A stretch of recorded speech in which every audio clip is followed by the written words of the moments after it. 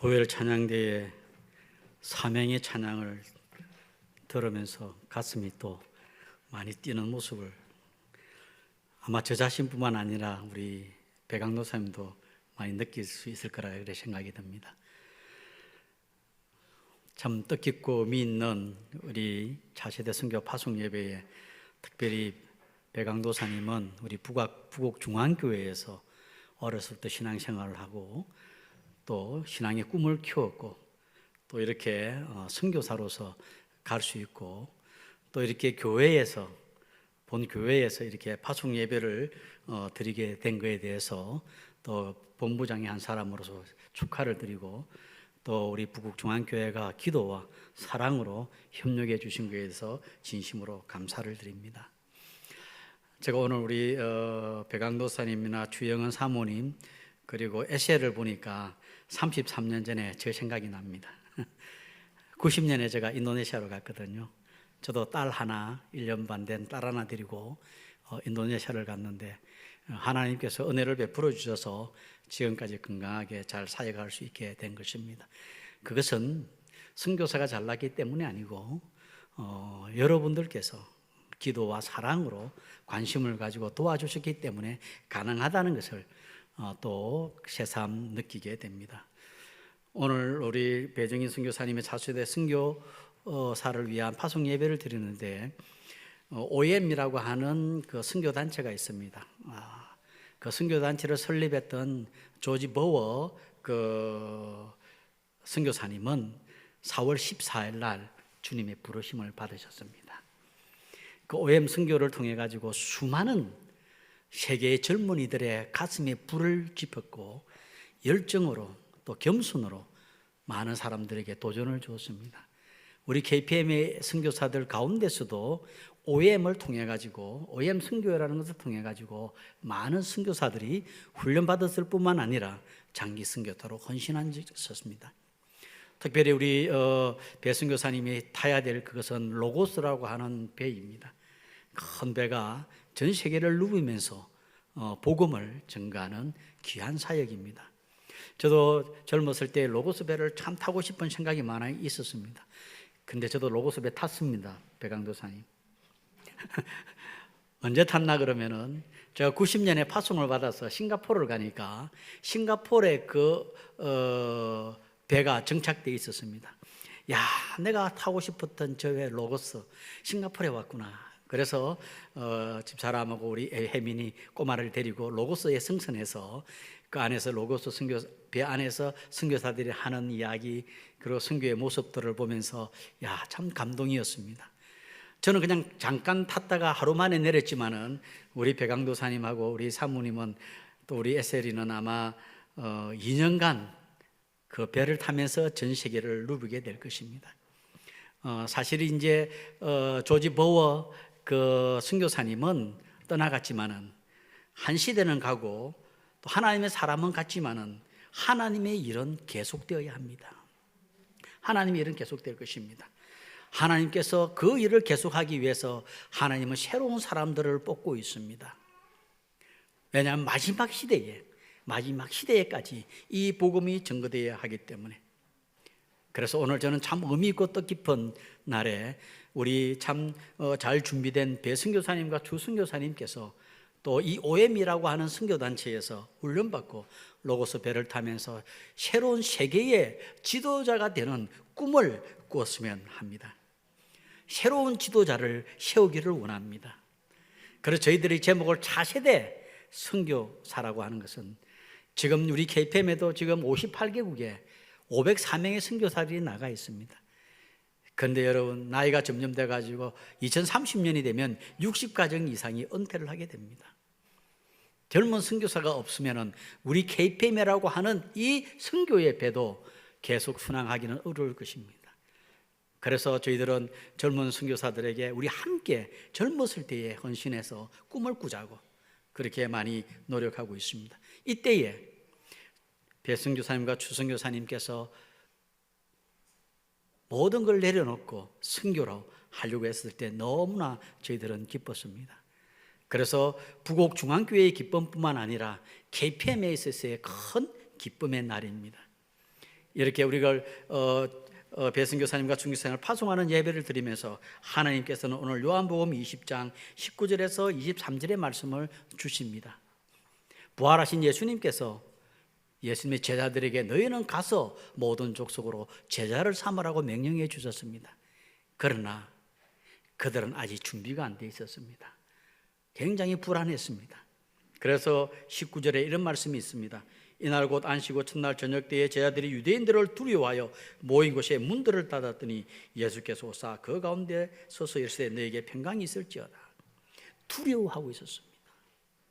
십자가에 돌아가신 예수님을 보았고 3일 만에 부활하신 예수님을 만났지만은 그들의 마음속에는 아직도 두려움이 있었습니다. 저는 한 두 가지의 두려움을 볼 수 있습니다. 하나는 유대인들을 두려워했다고 했습니다.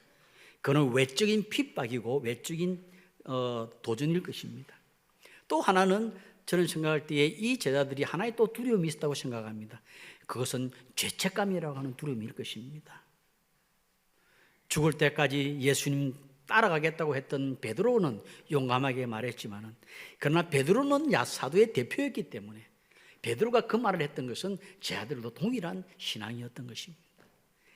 그러나 예수님께서 십자가에 돌아가실 때에 그들은 다 뿔뿔이 흩어졌습니다. 심지어 베드로는 예수님에 대해서 저주하고 비난도 했습니다.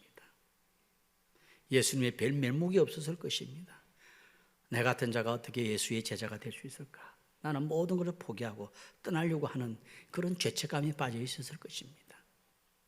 이런 가운데서 예수님께서 유대인들을 두려워하고 죄책감에 빠져 있는 그곳에 제자들은 문들을 꼭꼭 닫고 있는 그곳에 예수님께서 나타나셨습니다. 예수님이 나타나셔서 처음 하신 말씀이 너희에게 평강이 있을지어다. 제가 만약에 예수였다면 제자들에게 나타나는 것이 아니라 빌라도에게나 대제사장들에게 나타나서 너희들이 나를 핍박하고 나를 못 박게 했지, 죽게 했지, 나는 하나님이야, 내가 이렇게 증명한다라고 말할 수 있을 텐데 예수님의 관심은 그들에게 있지 않았습니다. 예수는 비록 자기를 버리고 떠나갔던 제자들이었지만 그이들에 대해서 관심을 가지고 있었습니다. 예수님의 관심은 예수님을 믿는 그의 제자들, 비록 연약하고 넘어지기를 잘하는 자들이었지만 예수님의 관심은 그들에게 있었습니다. 왜냐하면 예수님이 택했고 예수님이 사랑했기 때문에 그렇습니다.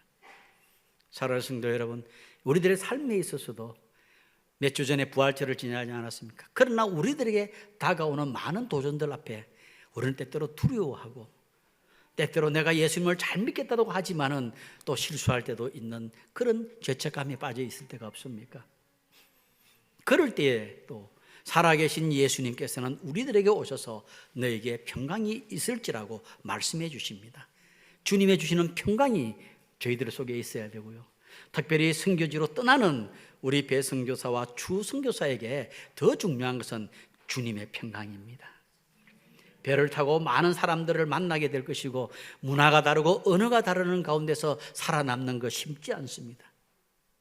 그러나 거기에도 주님께서 나와 함께 하시면서 걱정하지 마, 너에게 평강을 준다라고 하는 이 말씀의 확신을 가지시기를 부탁드립니다. 저도 처음에 90년에 인도네시아를 갔는데 한 2년 뒤에 갑자기 제가 살고 있는 말랑이라는 그곳은 선교사 한 3가정 있고 한 가정이 가죽 잠복 옷을 만들어서 파는 그런 사업하는 분이 있었습니다. 이분이 집사였는데 그래서 이제 장사가 잘 돼가지고 자기 처남을 불러왔어요. 같이 일하자고. 근데 어느 날 하루는 제가 설교를 준비하고 있는데 갑자기 전화가 왔습니다. 목사님 큰일 났습니다. 그래 왜요? 처남이 칼에 맞았습니다. 그래 지금 어디 있어요? 어디 병원에 있다 그랬어요. 제가 차를 몰고 병원에 갔습니다. 병원에 가서 딱 들어가니까 의사 선생님이 나오더라고요. 그래서 지금 상태가 어떻느냐고. 그러니까 이미 돌아가셨습니다. 저는 아직까지도 시신을 본 적이 없어가지고 들어갔어요. 거기 가서 보니까 몸도 따뜻하고 아직 자고 있는데, 그래서 제가 아니 무슨 말 하느냐고, 지금 자고 있지 않느냐고, 이렇게 있는데 그러니까 아닙니다. 이미 돌아가셨습니다. 그 강도가 들어와가지고요. 자고 있는데 딱 들어와가지고 강도가 오니까 벌떡 일어나니까 강도가 칼을 딱 찍었는데 그대로 맹치에 꽂혔어요. 그래서 돌아가셨어요. 그래가지고 이 장례를 치르고 난 다음에 한 달 뒤에 그 미국에서 젊은 청년들이 한 몇 명이 말랑을 방문했습니다.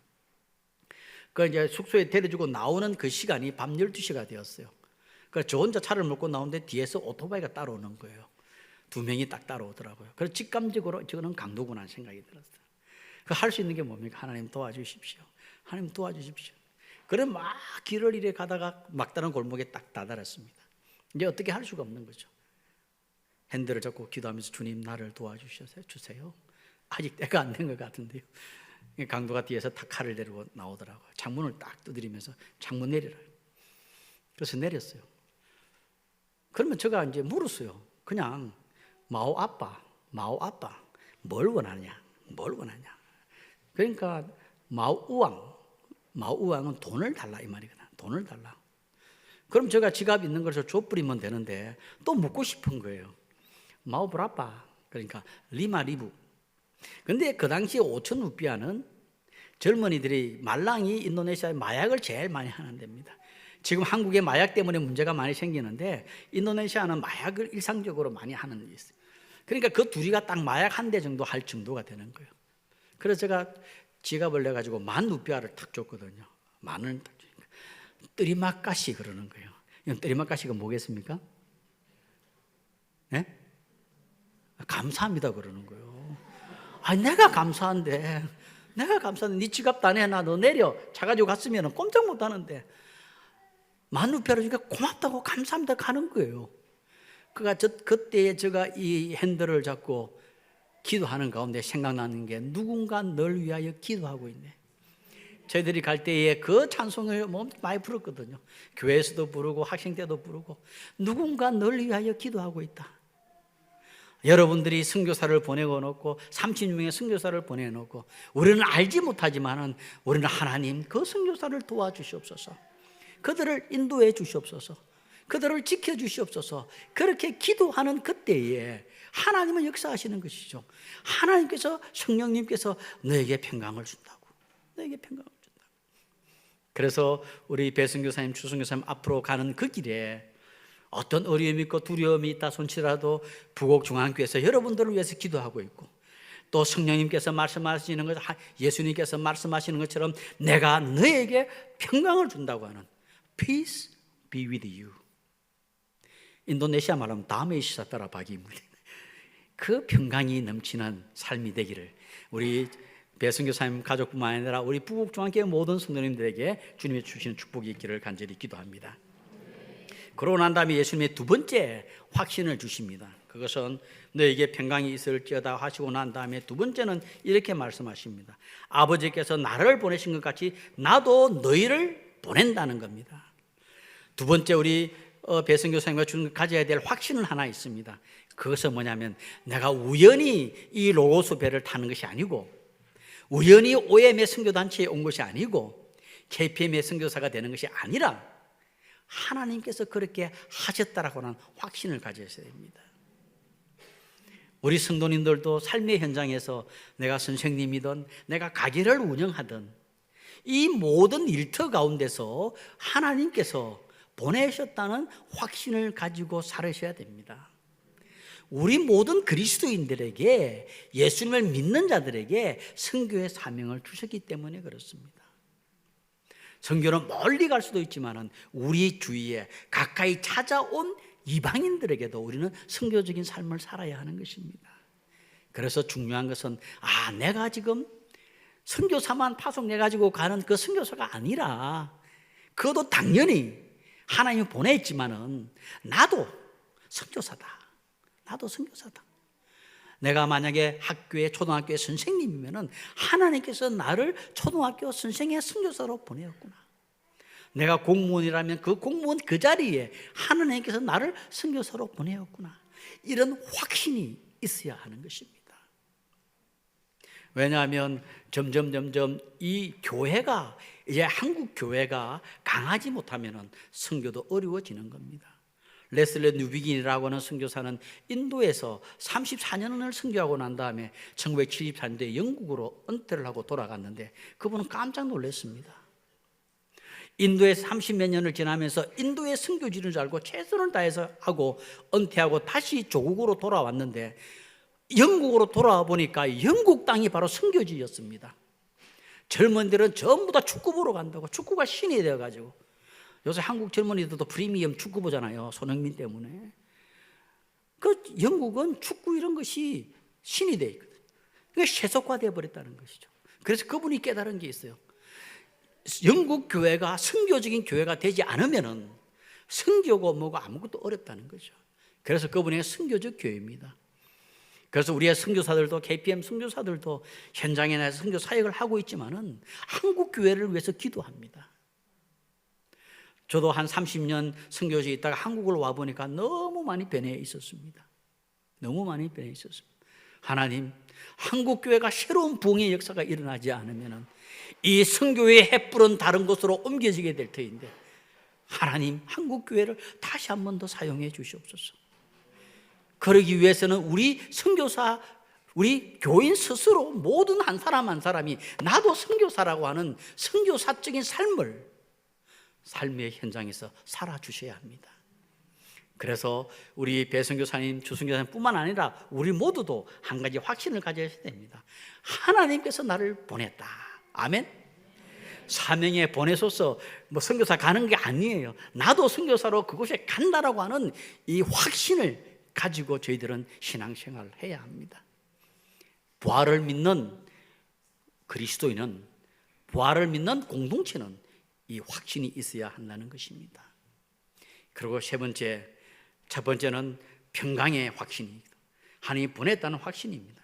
세 번째는 이렇게 말씀하십니다.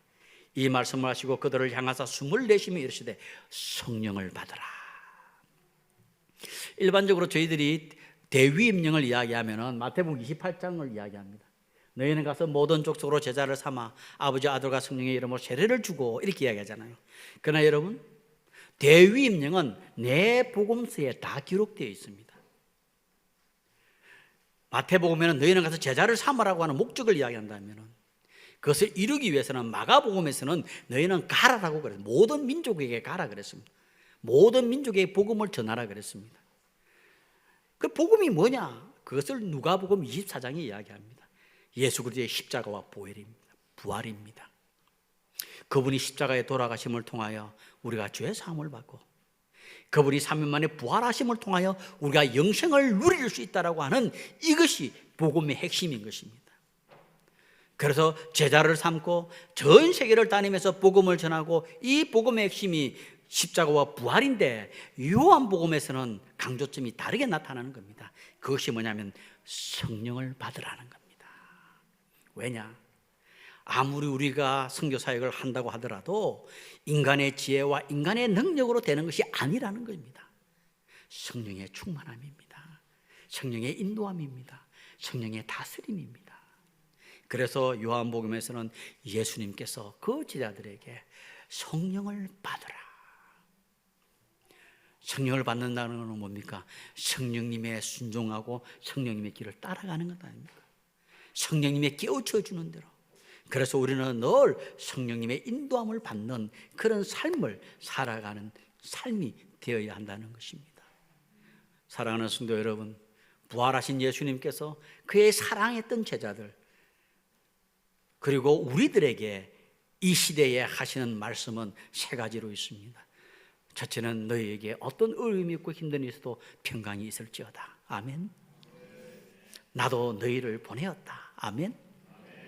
성령의 충만함을 받으라. 아멘. 이 세 가지 축복이 우리 이렇게 차세대 파송 예배를 드리기 위해서 있는 배정인, 주영은 선교사 그리고 에셀에게 넘치기를 주의 이름으로 축원합니다. 또한 이들을 보내고 함께 선교에 동참하고 동력하는 우리 부곡중앙교회 모든 성도님들에게 이 부활하신 예수님의 말씀이 능력 있게 적용되기를 주의 이름으로 축원합니다. 기도하겠습니다. 하나님 아버지,